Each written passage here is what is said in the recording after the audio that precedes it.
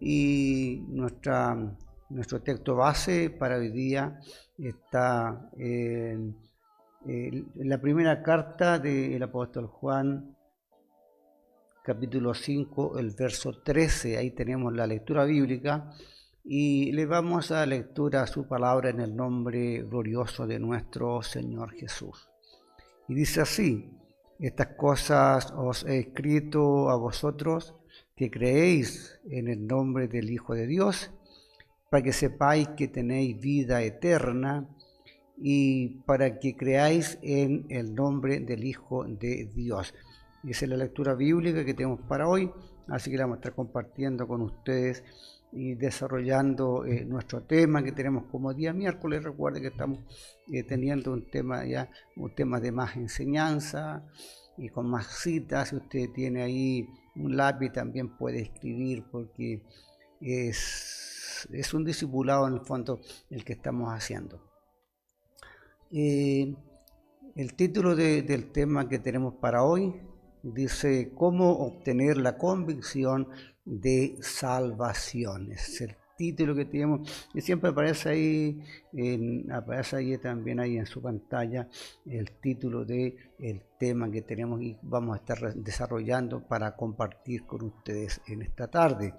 Así que Dios les bendiga grandemente y esperamos que Dios se glorifique también en su vida y que la gracia de Dios le conforte a usted también. Sabemos que hay muchas personas que están necesitadas, hay muchas personas que tienen necesidades, ¿verdad? Y que Dios es justo y fiel y Él es el que obra en la vida de cada persona. Bien, vamos a saludar también a la Nina. Dios les bendiga a todos los que están conectados. Saludamos a la Nina ahí en Coronel, que Dios la bendiga grandemente, le colme de bendiciones, buena salud y vida junto a su familia. También está a la Nana, que está acá en Santiago, que Dios bendiga también a la Nana y que la colme de bendiciones junto a la familia. Así que Dios les bendiga grandemente a ustedes y les revista de su gracia.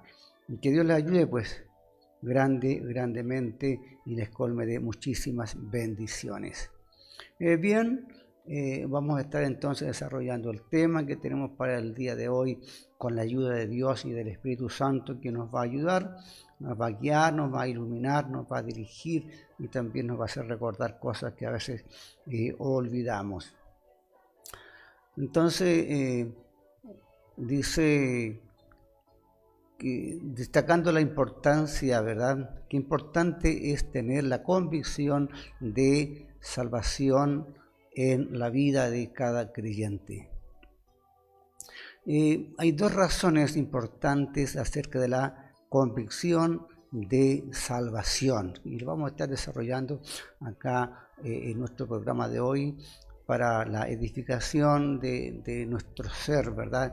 Como personas, tanto nosotros como todas las personas que nos escuchan o nos ven también.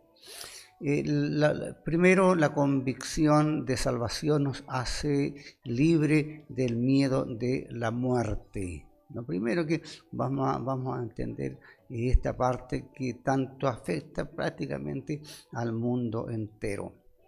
Dice: el miedo, el temor son sentimientos que nadie desea y el peor de todos es el miedo a la muerte. Hay mucha gente que le teme a la muerte, aún dentro de la iglesia, dentro de los hermanos evangélicos, gente que le tiene miedo a la muerte. Los hombres tienen mucho miedo a la muerte y no quieren pensar en ella durante la vida cotidiana y se ilusionan con que uno se va a morir, que uno nunca se va a morir, y no quieren pensar en ella durante la vida cotidiana y se ilusionan con que uno no se va a morir nunca, aunque otras personas se mueran. Yo no sé, la gente más joven, normalmente uno no piensa en la muerte, uno ve que mueren personas de toda edad, pero nunca pasa por la mente de que uno realmente se va a morir y que es una realidad. Es una realidad para todos los seres vivientes, podemos decir, todos los seres humanos nos tenemos que morir. Vamos a ver la opinión de un psicólogo para que entendamos un poquito acerca de este temor a la muerte. Dice, un psicólogo clasifica en 5 etapas la reacción de los pacientes al ser notificados de una enfermedad terminal. La primera etapa de las personas con respecto a la muerte, dice que es la negación.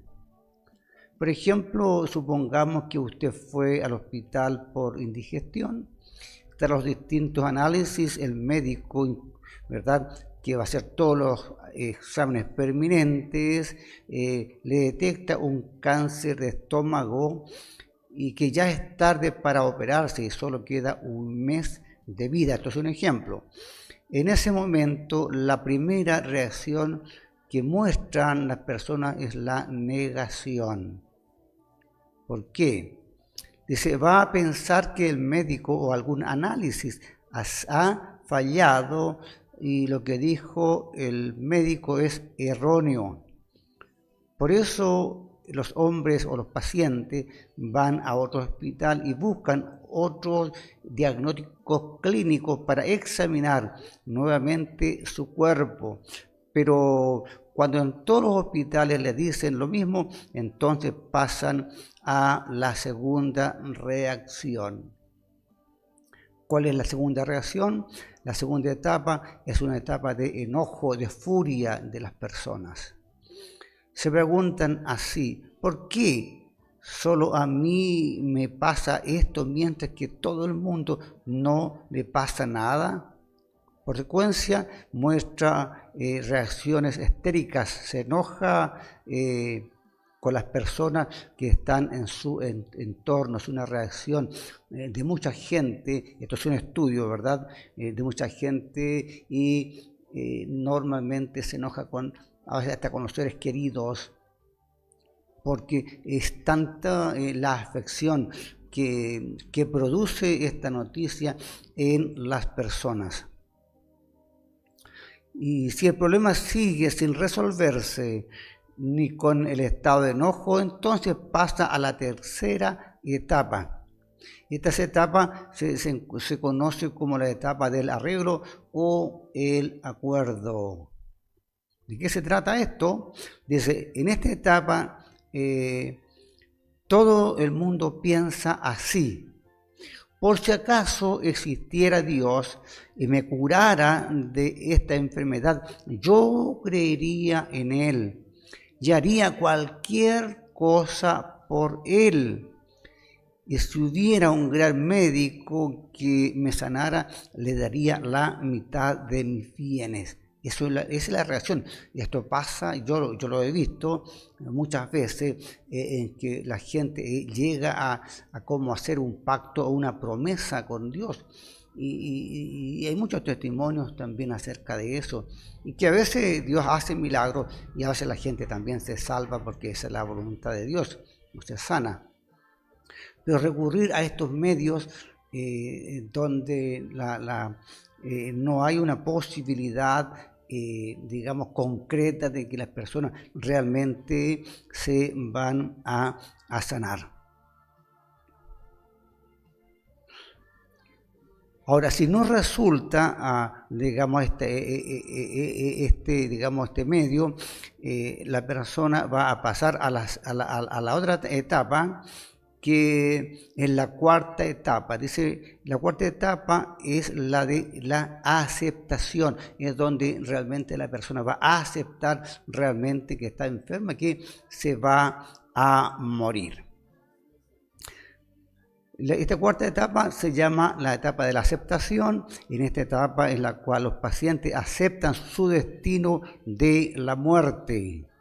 Ahí recién, después de haber pasado los anteriores, va a aceptar la muerte. En esta etapa, la cual los pacientes aceptan su destino de la muerte y pasan a la última y quinta etapa, que es la etapa de la depresión. En esta etapa es en la cual los pacientes aceptan su destino de la muerte y pasan a la última quinta etapa, que es la depresión. En esta etapa desaparecen todas las ganas de vivir y se va apagando poco a poco el fuego de la vida. Nosotros lo hemos visto y vemos a veces la gente que entra en este estado de depresión y empieza a apagarse. Nosotros, yo creo que ustedes también han visto a las personas cuando llegan a este estado y dejan ya de luchar y entran, digamos, en este estado que ya no quieren comer, no quieren nada, porque ya, ellos han aceptado realmente que ellos tienen que partir de este mundo. Dice, porque cuando uno escucha que va a morir, se asusta tanto, mientras que si eso le pasa a otro, que es algo que puede pasar. Eso es porque el hombre tiene un prejuicio, todos mueren, pero uno nunca piensa que va a morir. Nunca se imagina que va a morir. Uno siempre piensa que la otra persona se puede morir, pero por nuestra mente no pasa esa sensación de la muerte. Así que todos los seres humanos le tenemos miedo a la muerte, tanto que se dé cuenta o no al respecto. Hay gente que dice, no, yo no le tengo miedo a la muerte, pero en realidad sí, aunque a veces no estamos conscientes de eso, pero sí todos le tenemos miedo a la muerte. Yo digo siempre, yo no le tengo miedo a la muerte, es verdad. Pero yo creo que hay algo oculto que sí le tiene miedo. ¿Ahora en qué piensa? Ya, por ejemplo, yo no pienso en mí. Yo no pienso en mí porque ya he vivido, viví mi vida, tuve mi trabajo, tuve mi esposa, tuve mis hijos y Dios me ha bendecido. Entonces ya no pienso mucho en mí. Yo pienso más en lo que sentiría mi familia, ¿verdad? Porque uno sabe ahora dónde va. Dice ahora, pero si nosotros tenemos la convicción de la salvación, podemos estar libres de esta preocupación radical. No saben cuán grande es la paz que uno llega a tener en el corazón, cuando uno tiene la convicción de que uno ha alcanzado la salvación y la vida eterna. Es tan diferente a lo que puede suceder en nuestra vida, porque ha cambiado nuestra percepción de la vida. Nosotros sabemos que la vida verdadera no está acá y que está en la presencia de Dios. La segunda razón de la importancia de la convicción de la salvación es porque la convicción nos da una esperanza firme a la vida eterna. Es esa seguridad que nosotros debemos de tener en nuestro corazón, de que si vivimos, dijo el apóstol Pablo, para Dios vivimos, y si morimos, para Él morimos. Esa debe ser nuestra seguridad. Bien, el objetivo principal de la fe cristiana es recibir la visa al cielo, la entrada al cielo. Recibir la visa al cielo, en otras palabras, significa que yo le debo entregar mi única vida a Dios, dejar mi vida en las manos de Dios. Es la única seguridad que nosotros podemos tener para tener, ¿verdad? Llegar a tener la paz de Jesús en nuestro corazón. El que entrega la vida a Dios durante su vida puede recibir vida después de su muerte. Dicho de otra manera, puede vivir eternamente en el cielo. Y eso es la seguridad de entregarle verdaderamente nuestra vida a Dios, de lo más profundo de nuestro corazón. Pero por otra parte, el que no da la vida a Dios durante su vida, durante esté en este mundo, recuerde que uno no se puede arrepentir después de muerto, debe de hacerlo mientras está en el cuerpo. Dice, no puede recibir vida después de su muerte y está condenado eternamente al infierno, donde no hay posibilidad de comunicarse con Dios. Recuerde que lo que nosotros entendemos que la persona se pierde y se va inmediatamente al infierno, después que pase, ¿verdad? Lleguemos al juicio final, esas personas tendrán que resucitar y verán por última vez a Dios, serán condenados, de ahí en adelante irán eternamente al infierno, ya sin esperanza alguna. En otras palabras, dice que es necesaria la convicción de la salvación para tener una esperanza firme en la vida eterna. Estamos haciendo énfasis entonces en la convicción, estar tan convencido de que nuestra salvación es una realidad. Algunas personas dicen que es arrogante que uno diga que tiene la convicción de salvación. Pero sin embargo es importante que yo tenga la seguridad de que yo tengo mi testimonio de salvación. Vamos a ver qué es lo que nos va a garantizar más adelante. Algunas personas dicen que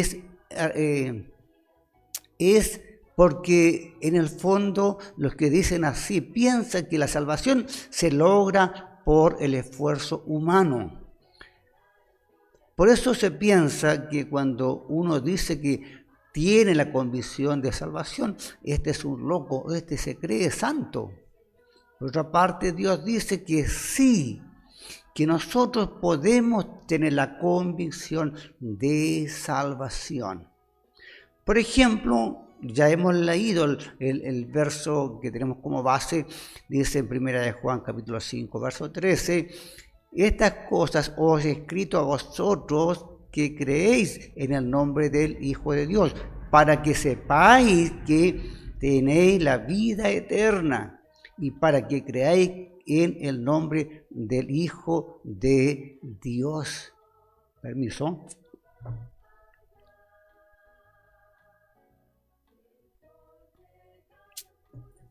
Pues esto significa que nosotros podemos saber que tenemos la vida eterna. Y eso es muy importante. Tener la seguridad de nuestra salvación y tener la seguridad de la vida eterna. Entonces, ¿cómo podemos tener la convicción de la salvación? Primero, es posible tener la convicción porque creemos en la palabra de Dios. La palabra de Dios nos da la convicción que nosotros somos salvos. Hay un texto muy conocido por la iglesia, que es San Juan 3:16, que dice lo siguiente: porque de tal manera amó Dios al mundo, que ha dado a su Hijo unigénito para todo aquel que en él cree no se pierda, mas tenga vida eterna. La palabra misma de Dios nos está dando la seguridad ahora entonces de nuestra salvación. Creer en Jesucristo significa que nos hacemos dependientes de todas las obras de salvación de Jesucristo en la cruz. Ya hemos comentado otra vez que el Evangelio, según Pablo, 1 Corintios capítulo 15, dice que consiste en que Jesús murió por nuestros pecados, que fue sepultado y al tercer día resucitó, conforme a las Escrituras. Y eso nos da la seguridad de la salvación. Por eso que en Hechos capítulo 16, el verso 31, el Señor nos dice de esta manera. Ellos dijeron, cree en el Señor Jesucristo y serás salvo tú y tu casa. La palabra nos está dando la razón ahora de que somos salvos. Cuando nosotros nos hacemos dependientes de las obras de salvación de Jesús, no solamente recibimos la salvación, sino que recibimos también el privilegio de ser hijos de Dios. Dios va añadiendo y va a ir descubriendo todo lo que nos va a dar la seguridad de nuestra salvación. En el Evangelio de Juan capítulo 1, verso 12, nos dice lo siguiente: más todos los que le recibieron, a los que creen en su nombre, les dio potestad de ser hijos de Dios. ¿Cómo la palabra entonces nos va respaldando para que tengamos la seguridad de nuestra salvación? La segunda cosa que debemos pensar es cómo podemos creer en la palabra de promesa de Dios. Esto lo podemos creer a través de la experiencia, ¿verdad? La fe cristiana tiene dos perfiles o dos caras, la legal y la experiencia. La legal tiene que ver con la ley, con la escritura, con la palabra de Dios y con la experiencia personal de cada uno de nosotros. En estos tiempos modernos ya no se habla tanto de la salvación. Normalmente las personas llegan a la iglesia y le hacemos una ensalada de predicaciones, pero nunca se les habla verdaderamente de la salvación. En los tiempos cuando nosotros éramos jóvenes, cuando llegamos a la iglesia o nuestros padres nos predicaron, lo primero que se nos hacía hincapié era buscar nuestro testimonio de salvación. Eso no ocurre ahora. La gente dice, desde el momento que creíste fuiste salvo nomás, y hasta ahí nomás llegamos. Entonces es importante la experiencia de la salvación.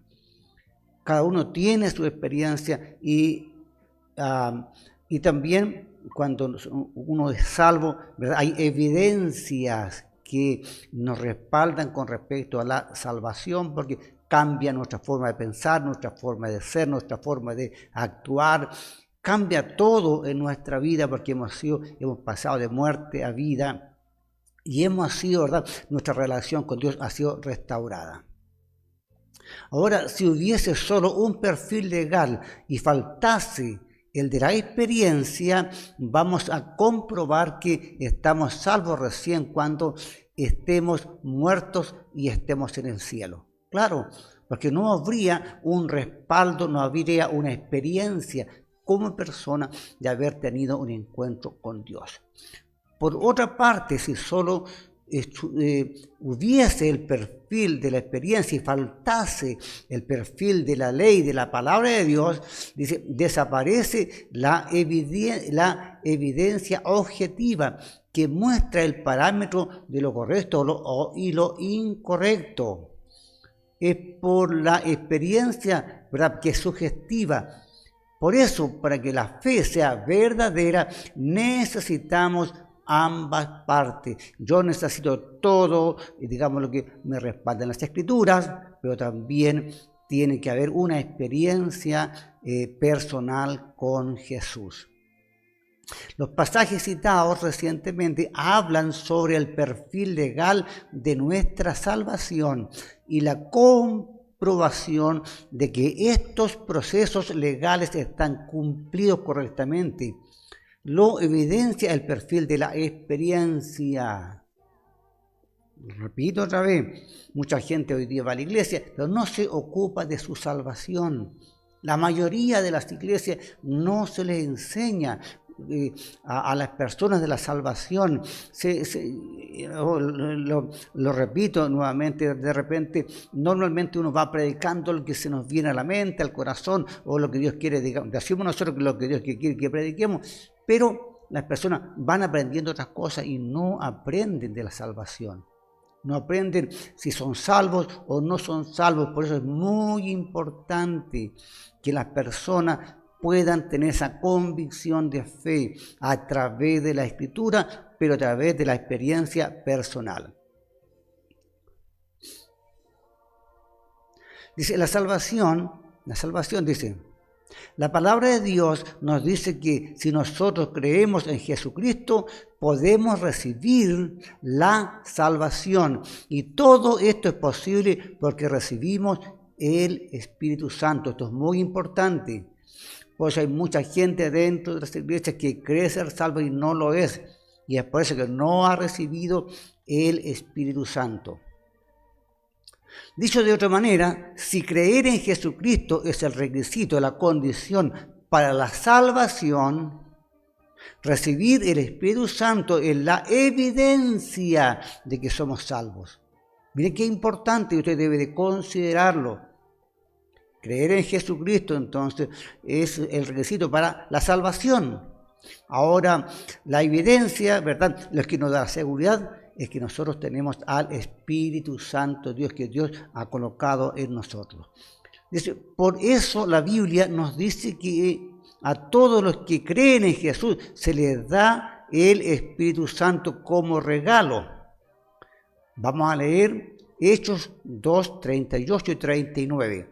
Pedro les dijo, arrepentidos y bautícese cada uno de vosotros en el nombre de Jesús para perdón de pecados. Y aquí dice, y recibiréis el don del Espíritu Santo. Para vosotros es la promesa, y para vuestros hijos, y para todos los que están lejos, para cuanto el Señor Dios llamare. En síntesis, quiere decir que si creemos en Jesús, recibimos el Espíritu Santo como regalo. Entonces, el Espíritu Santo es un don de Dios. La Biblia, cuando se refiere a recibir el Espíritu Santo, lo expresa de otra manera, como recibir el bautismo del Espíritu Santo, nacer de nuevo. Por consiguiente, recibir el Espíritu Santo, recibir el bautismo del Espíritu Santo y nacer de nuevo son tres expresiones que son sinónimos de una sola misma.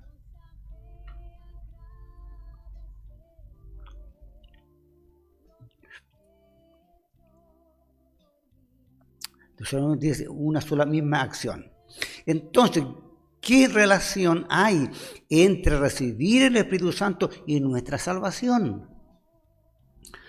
Antes que todo, ya le habíamos dicho que el único requisito de nuestra salvación es creer en Jesucristo. No hay otra forma. Ya lo hemos explicado otras veces, que la única forma de ser salvo es creer en Jesús. Ahora, ¿qué dice Hechos 2:21? Y todo aquel que invocare el nombre del Señor será salvo. Ahora, tener fe es una acción. Tener fe no es una acción difícil de realizar, porque la fe es la decisión y la continuación de esa decisión. Por eso, para llegar a ser salvo, tiene que haber una decisión. ¿Y cuál es la decisión? Es creer en Jesús. Cuando nosotros tomamos esa decisión y continuamos en esa decisión, entonces eso es la fe. Cualquier persona tiene el poder de decisión para creer en algo. Y si esa persona continúa en esa decisión, esa es su fe. Pero hay una cosa a la que debemos prestarle atención. Ahora, decidirse a creer en Jesús es el deber nuestro, depende de nosotros. Ahí está mi decisión. Yo debo de tomar la decisión de creer en Jesús.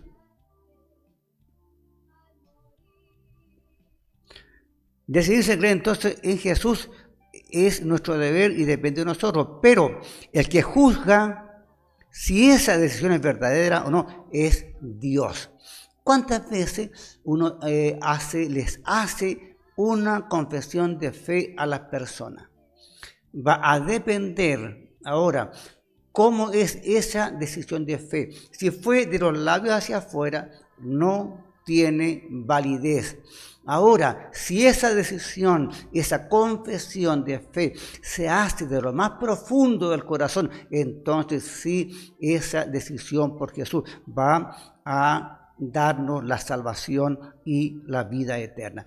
¿Quién es el que decide? Es Dios, que conoce el corazón de cada persona. Si para Dios nuestra fe es verdadera, entonces Dios nos da el Espíritu Santo como garantía de que somos salvos. Por eso en 2 Corintios 1:22 está escrito lo siguiente: el cual también nos ha sellado y nos ha dado las arras del Espíritu en nuestros corazones. Cuando creímos en Jesús, cuando creímos en el sacrificio de nuestro Señor Jesús. También en Efesios 1:13 está escrito lo siguiente: en Él también vosotros, habiendo oído la palabra de verdad, el evangelio de vuestra salvación, y habiendo creído en Él, fuisteis sellados con el Espíritu Santo de la promesa, la seguridad que nos da la palabra de Dios. Entonces, ¿cuál es la consecuencia de recibir el bautismo del Espíritu Santo? ¿Qué cosas o qué fenómenos ocurren cuando el Espíritu Santo viene y entra en nosotros? Vamos a ver 5 puntos. Hay muchos más, pero 5 puntos. Primero, se hace posible creer en Jesús. Lo primero, voy a seguir.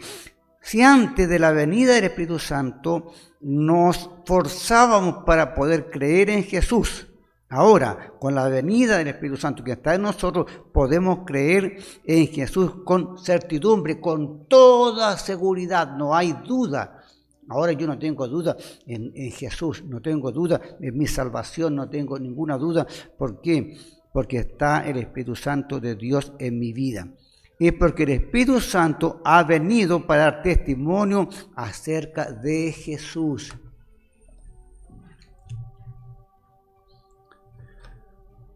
En Juan, capítulo 15, verso 26, dice lo siguiente: pero cuando venga el Consolador, a quien yo os enviaré del Padre, el Espíritu de verdad, el cual procede del Padre, Él dará testimonio acerca de mí. Es el Espíritu Santo de Dios en nosotros ahora que está dando testimonio de nuestro Señor Jesús.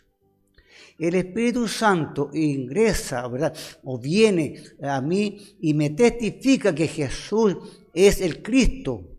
Por lo tanto, de ahí en más puede el hombre creer en Jesús con toda certeza, por la obra gloriosa del Espíritu Santo. Explicaremos la verdad con diferentes puntos de vista. Me refiero a lo que ya hemos enseñado, lo que han escuchado o aprendido, lo siguiente en la primera lección. Ya nos habíamos explicado que cuando Dios creó al hombre, lo formó con distintos órganos sensoriales. Primero, dice, para poder percibir y conocer a Dios, a otros seres a través de los sentidos. Dios creó los ojos al hombre, la vista, para que el hombre pueda percibir los distintos colores. Dios creó las orejas, los oídos para poder percibir los sonidos, y creó la nariz y el olfato para poder percibir los olores. Así también Dios nos dio, ¿verdad?, cuando nos formó y nos dio un espíritu para percibir y conocer a Dios. Así que también los humanos tenemos el espíritu para percibir a Dios, que es imperceptible por los medios, por los órganos sensoriales. Entonces nosotros no podemos percibir a Dios con nuestros sentidos. Para eso Dios colocó en nosotros el Espíritu. Habíamos explicado antes que nuestros antepasados, Adán y Eva, cometieron el pecado y sus espíritus pasaron al estado de muerte. Ya lo explicamos la vez pasada. Y como Adán y Eva tuvieron hijos en este estado de muerte de sus espíritus, todos nosotros somos descendientes de ellos. Hemos nacido con el espíritu muerto. Es por eso que nosotros no tenemos la capacidad, el poder de percibir o de conocer a Dios. ¿Por qué? Porque la persona que no ha conocido a Jesús, que no ha creído en Jesús, su espíritu está muerto y no puede percibir a Dios, no puede conocer a Dios. ¿Por qué? Porque el espíritu está muerto y Dios creó a los seres humanos, a nosotros nos dio el Espíritu para que nos podamos comunicar con Dios a través del Espíritu Santo y nuestro espíritu. Sin embargo, con la presencia del Espíritu Santo, nuestro espíritu puede vivir y puede percibir a Dios, algo que no podíamos hacerlo antes. Antiguamente no podíamos percibir a Dios cuando estábamos, por supuesto, en el mundo. Algo que no podríamos hacerlo antes, por eso les explicamos que cuando recibimos el Espíritu Santo podemos creer de verdad en Jesús. Antes no podemos creer, la gente cree en Dios. Afuera la mayoría de la gente dice de creer en Dios. Es un conocimiento racional, es un conocimiento intelectual. Saber de la existencia de algo, pero no conoce a Dios. En segundo lugar, dice, se hace posible creer en Dios, que es nuestro Padre y que nosotros somos sus hijos. Es porque el Espíritu Santo entra en nosotros y da testimonio que somos hijos de Dios Padre. Por eso, en Romanos capítulo 8, verso 16, dice lo siguiente: el Espíritu mismo da testimonio a nuestro espíritu de que somos hijos de Dios. Como ya les habíamos explicado, si nosotros creemos en Jesús, Dios nos da el privilegio de ser hijos de Dios. Pero una cosa hay que aclarar, es que cuando Dios nos hace ser sus hijos, no lo hace solamente de una forma teórica. Ser hijos de Dios teóricamente significa pensar que somos hijos de Dios, porque así dice la Biblia, la primera parte. Es cierto que somos hijos de Dios, porque así está escrito en la palabra de Dios, pero esto es pensar solamente en un perfil legal, ¿verdad? Es como si alguien lee solamente las Escrituras. También es necesario conllevar el perfil de la experiencia de ser hijos de Dios. No basta, ¿verdad? Porque cualquiera va a leer todos estos pasajes que ya le hemos mencionado, los puede leer y va a decir, bueno, ya, yo creo en esto y soy hijo de Dios. Pero no hay una experiencia con Dios, no ha habido un encuentro personal con Dios. Y eso es la parte más importante, porque hay mucha gente que tiene mucho conocimiento en las Escrituras, mucho más que nosotros, pero ellos saben, pero sin embargo no conocen a Jesús. Siempre citamos en las universidades, donde la gente estudia, los profesores no siempre son evangélicos, a veces son hasta ateos, pero ellos enseñan, tienen mucho conocimiento, pero sin embargo ellos no conocen a Jesús y por supuesto que ellos no se van a salvar. Y esto también es aplicable para los padres carnales. Es cierto que yo soy hijo, ¿verdad?, de mis padres, porque así está escrito en la libreta de matrimonio. Claro, está ahí, si usted pide su certificado de nacimiento, ahí está y dice que usted es hijo de tal persona. Pero este proceso de ser que seré hijo de mis padres termina aquí. Pues les digo realmente que soy hijo de mis padres porque tengo la experiencia de nacer y de crecer con ellos. Ahora, ¿cómo yo sé ahora que ellos son mis padres? Porque yo desde que nací he estado con ellos, me han cuidado, me han protegido, me han provisto y han sido un todo para nosotros. Aparte de lo que está escrito ahí, ¿verdad? En la libreta de familia, lo que dice certificado de nacimiento, bueno, hay una experiencia, ¿verdad? Con mis padres, porque yo los conozco desde que soy un niño. Yo recuerdo a mi papá desde muy pequeño. Yo sé y estoy seguro que soy hijo de ellos. Nosotros hemos nacido ahora de Dios por medio de la presencia del Espíritu Santo de Dios dentro de nosotros. Por eso Romanos 8:15 nos dice que nosotros podemos llamar a Dios Padre, porque recibimos el espíritu de adopción, fuimos adoptados por Dios. Abba Padre, en castellano, papá. Pero también es cierto que el que ha nacido nunca puede dar testimonio acerca de quien le dio a luz. Claro, porque yo puedo decir, yo soy hijo de tal persona, pero yo no tengo cómo, o sea, la parte sencilla, no podría explicar, yo no puedo decirle a esa persona, yo soy hijo suyo. Ahora, bueno, estamos muy adelantados y podemos decir, bueno, hágale un ADN, ¿verdad? Pero uno no puede por sí mismo dar testimonio. Únicamente el que da testimonio, o que ha dado a luz, puede dar testimonio, el que dio a luz. La mamá sabe quién es su hijo, ¿verdad? Los padres saben que somos hijos de esa persona y ellos pueden dar testimonio. Y es por eso que solo el Espíritu Santo puede dar testimonio acerca de que hemos nacido de Dios. Tercero, se puede sentir alegría y paz verdadera.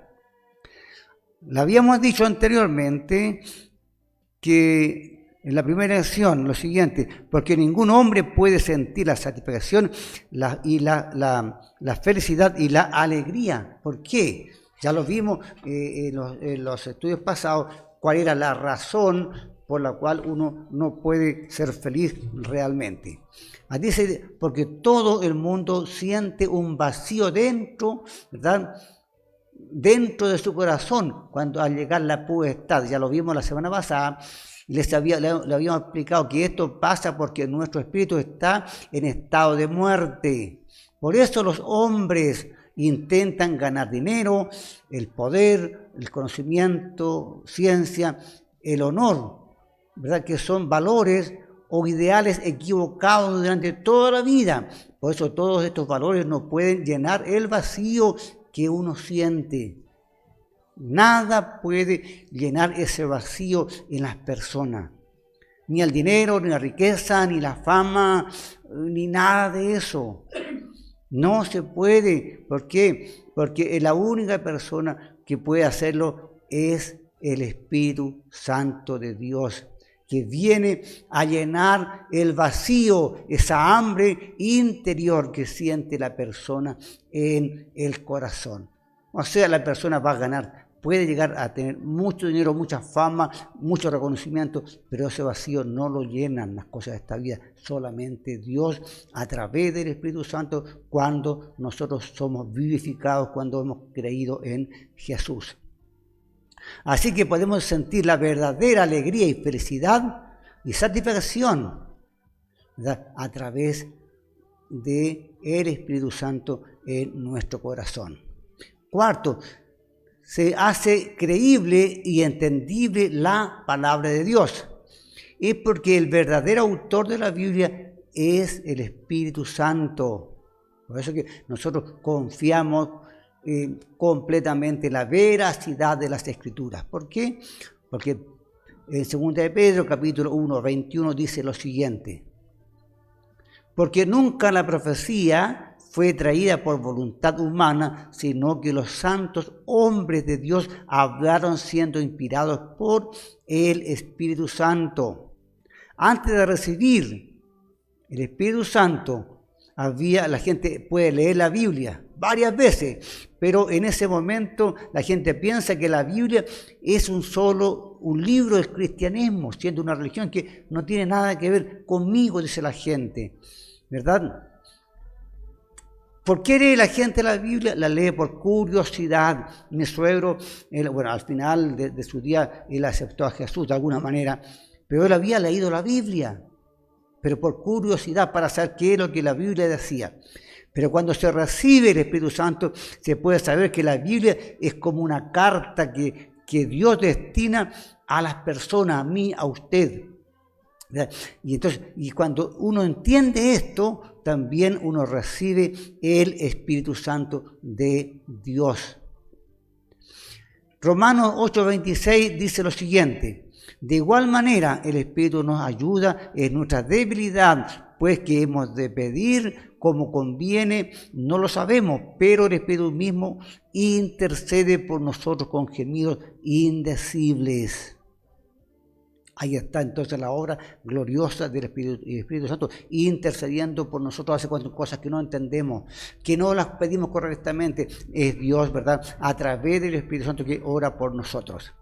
El quinto produce en mí el deseo de evangelizar. Ya hemos explicado que el Espíritu Santo ha venido para dar testimonio de que Jesús es el Cristo. Es por eso que una de las evidencias de la presencia del Espíritu Santo es producir fervor de anunciar y proclamar la buena noticia.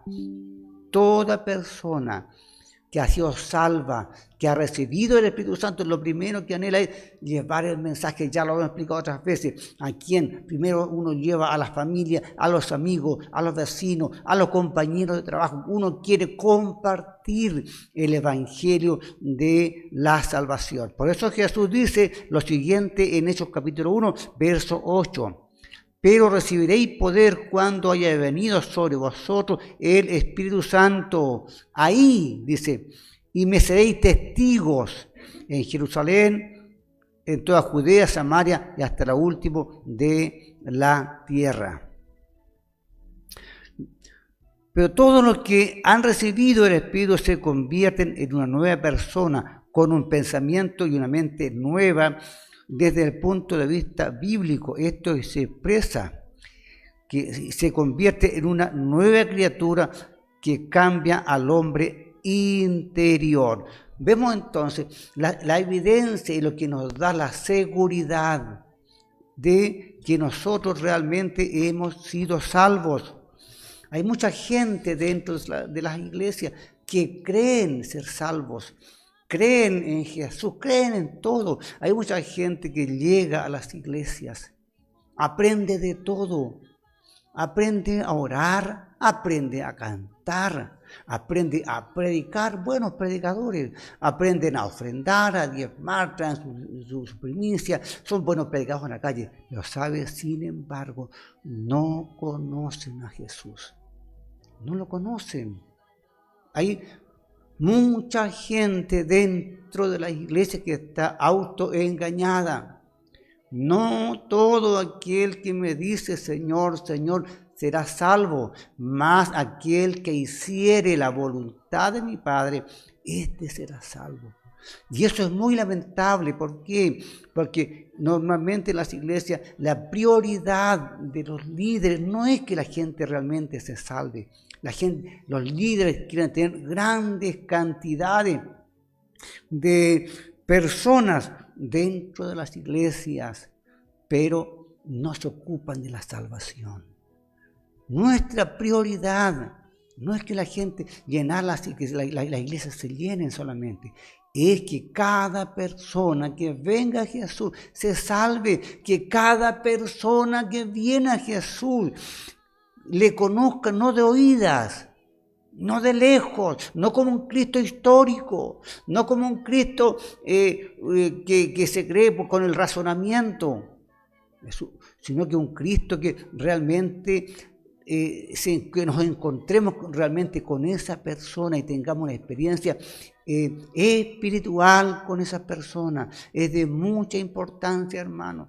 Por eso nosotros hacemos énfasis en la salvación de las personas. No nos interesa que enseñarle que las personas diezmen, que ofrenden, que hay que hacerlo dentro de las iglesias. Pero lo importante es que esa persona se salve y que conozca a Jesús. Eso es prioritario para nosotros. Por eso que estamos compartiendo estos temas de enseñanza para que ustedes también puedan tener la seguridad y la convicción de que son salvos, de que han recibido el Espíritu Santo de Dios en sus corazones y que solo el Espíritu Santo es el que convence de pecado.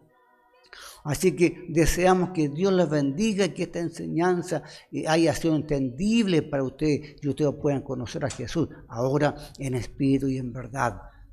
Leer la Biblia hace muy bien, todos los días tenemos que leerla, pero tenemos que vivirla, practicarla también. Y lo más importante, conocer al Dios de la Biblia, al Dios que inspiró la Biblia. Hay que conocer a esa persona.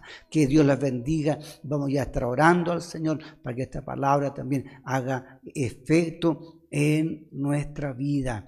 Así que, Padre, te damos gracias en el nombre de Jesús. Te rogamos humildemente en el nombre de Jesús que tu palabra, Señor, sea entendible, que el Espíritu Santo, Señor, ilumine la mente, los ojos, el corazón de las personas para que te conozcan y puedan llegar al conocimiento de tu verdad y se salven. También oramos, Padre, en el nombre de Jesús, por esas personas que están en la plataforma y que de alguna manera te necesitan y te están buscando y que todavía no te conocen. Te pedimos en el nombre de Jesús que el Espíritu Santo les convenza de pecado, que ellos entiendan que cada persona que nace en el mundo nace pecadora y como pecadores, Señor, los hombres están condenados. Señor, pero que tú eres un Dios de oportunidad, que esas personas que han sido convencidas de pecado sientan la necesidad del arrepentimiento y de pedir perdón a Dios, que es grande en misericordia, para perdonar y transformar las personas. Te rogamos, Padre, en nombre de Jesús, que es misericordioso y que ha muerto por nuestros pecados, Señor, que Él obre misericordia y esas personas tengan ahora la seguridad de su salvación. Oramos por tantas personas necesitadas, por los enfermos en los diferentes lugares, te los presentamos en el nombre de Jesús. Especialmente te rogamos por el pastor Abel Pinilla ahí en Chillán, para que sea completamente restaurado, Señor, y esté bien por la gracia de Jesús. Y por otras personas también que están enfermas, para que obren misericordia y crean en la sanidad divina, por los matrimonios que están siendo afectados, que están quebrados, para que el Espíritu Santo les guíe, les ilumine, les dirija, les ayude a tomar decisiones correctas, Señor. Oramos por los que no tienen trabajo, tú les proveas trabajo, y por todos los necesitados, Señor, que puedan haber. Guarda a las personas, guarda, Señor, a la iglesia que es tu amada, para que muchos lleguen al conocimiento de tu verdad y se salven, por los ministros, para que prediquemos tu palabra correctamente. Oramos por los misioneros, por los evangelistas que llevan el mensaje a otros lugares, para que ellos vuelvan trayendo su gavilla. Oramos por los perseguidos, Señor, en diferentes partes del mundo, para que, Señor, tenga compasión de ellos, de sus vidas, de su familia, y para que su fe no falle. Oramos también, Señor, por todos los necesitados, por los que trabajan, los que están bajo el peligro, Señor, bajo los efectos de este mundo. Guárdanos, cubiertos en la virtud gloriosa de tu sangre, bajo la cobertura del Espíritu Santo, al cuidado de los ángeles, y mantenga el cerco de protección a nuestro alrededor. Oramos también por nuestra nación, oramos por los autoridades, dale sabiduría para gobernar, para que gobierne con equidad, con justicia, Señor Jesús, que gobiernen para todo el pueblo, Señor, especialmente, Señor, por los más necesitados, los pobres, Señor, para que haya trabajo, sea la economía mejore y haya alimento en las mesas de tantas personas que tienen hoy día necesidad o que no les alcanza. Te damos gracias, Señor, en esta noche, en el nombre de Jesús, que es un nombre que es sobre todo nombre. Oramos, Señor, para que tú hagas tu perfecta voluntad. Amén y amén. Que Dios les bendiga, mis hermanos.